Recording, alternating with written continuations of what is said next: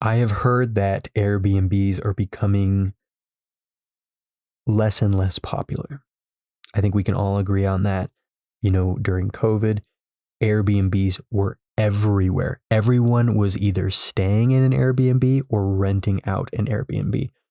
There was no one, there was no one alive who was not involved with Airbnbs, which I really enjoy.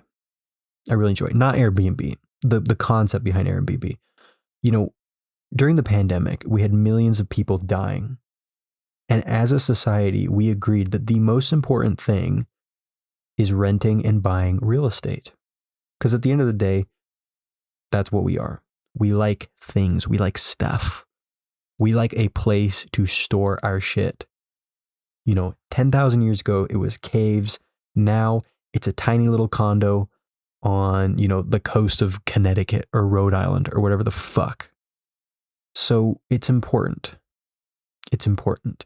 Now, I've had one experience with Airbnb. I stayed in one Airbnb basically its entire life. It's dead now. Airbnb is dead. But I stayed, it was about 2023 and it was in New York. It was quite possibly the worst experience I've ever had in my life. I would love to tell you the full story, but it's too long of a video. It is. It's just too long of a video. But basically, I'll start by saying that the Airbnb was so expensive and it was not a nice place at all. It was old as shit. I think my house is old. This Airbnb was old as shit. I swear to God, it was like a historical building and it was just falling apart. And it was New York in August. So it's just hot and humid and miserable. Now, this Airbnb was supposed to be about 5 bedrooms, I think. And keep in mind, we're staying with 8 people. It was like 3 bedrooms and a couch. So automatically, we got scammed right off the bat. We got scammed. And I didn't book it. I just paid my share. And my share was insane. It was like $400 just for me for 3 days. I think 2 nights, 3 days, maybe 3 nights. I think it was 3 nights, but $400 for 3 nights, just my share. So with 8 other people, that's what, $3,200 for 3 days? If I'm spending $1,000 a night for some place, there better be like a round the clock servant in my room doing whatever I want. If I want a soda, they go get me a soda. If I want them to run a McDonald's for me, they'll run a McDonald's for me. Anything. For $1,000 a night, that's what you should get. Instead, you got this tiny little shit box with 1 bathroom, 1 shower, and 8 people.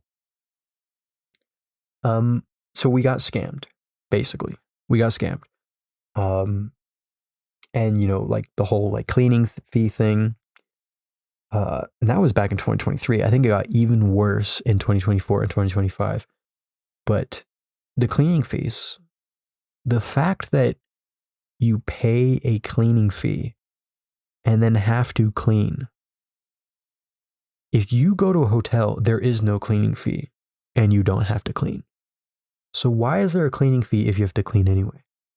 I don't know who thought of that, but wasn't the best idea. It's one of those things where it's like it's a very shallow attempt. It's a very poor attempt to squeeze dimes out of people. Now everyone gets squeezed. Everybody.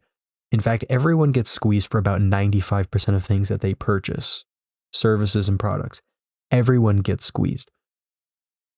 But when it's like blatant squeezing, that is where you run into like this culture shift where now everybody wants Airbnb's head on a stick. And I think that's truly like the fees are the biggest reason why like Airbnb and Vrbo and all of like those like short-term rental places have just absolutely died.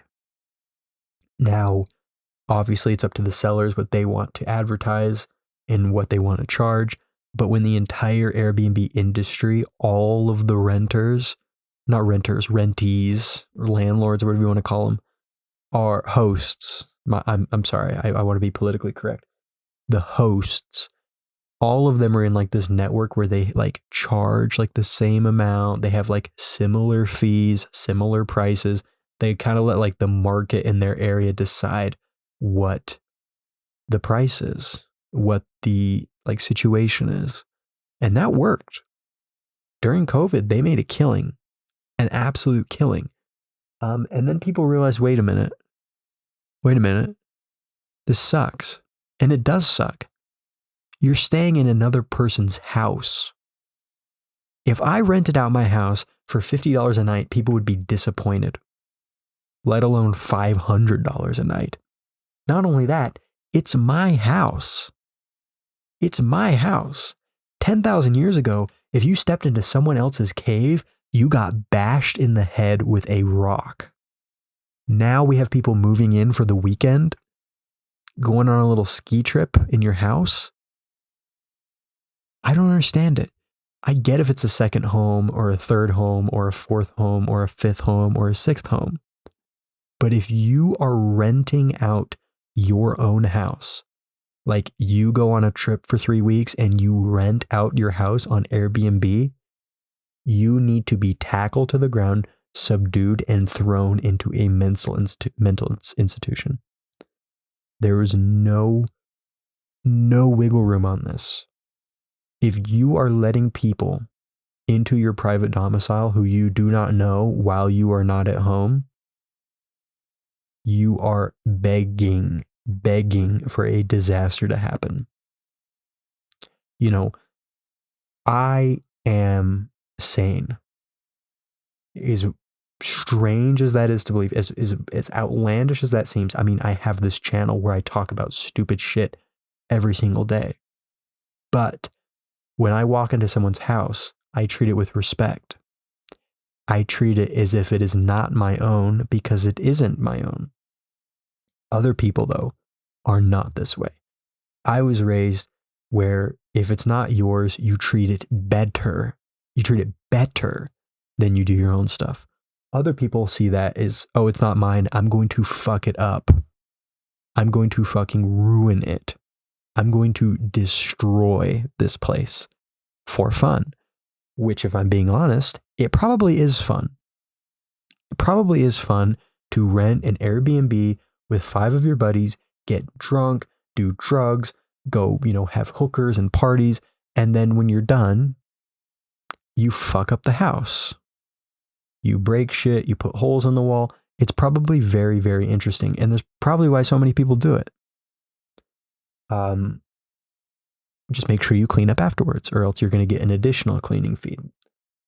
My fear is that if I were to have a home, the first time I would have rented out to someone, they would come for a weekend or 5 days, whatever. They would stay the entire time. They'd be very clean, very orderly. They'd put the dishes away. They would, wash the sheets and the bedding and do all this. And then as they're walking out the door, they would turn the stove on, like turn the gas on, and then just leave. That is my nightmare. That is my nightmare. My nightmare is having a psychopath come into my house to live and ultimately destroy my house. Another one that I have is like someone coming to stay at my house and then like making copies of my keys. Not good. Or even worse, someone staying at your house for a weekend and never leaving. They just move in. You show up on Monday to clean and check out the property, and your key does not work in the lock. Was it worth the $100 cleaning charge? The $150 cleaning charge? Was it worth it? I don't think so. You just lost your house. You just sold your house to someone for $400 a night. Very unfortunate. But that's ultimately why Airbnb is dead. It's dead. I wish I could say it would be missed, but I think they kind of fucked themselves. They kind of, that's on them. I didn't do anything. I stayed once and it was the worst thing ever and I'll never do it again. But maybe if it was good, maybe I would do it again. But it wasn't, and I won't. So that is where that is. I appreciate you listening to this episode, as terrible as it was, and I will see you tomorrow.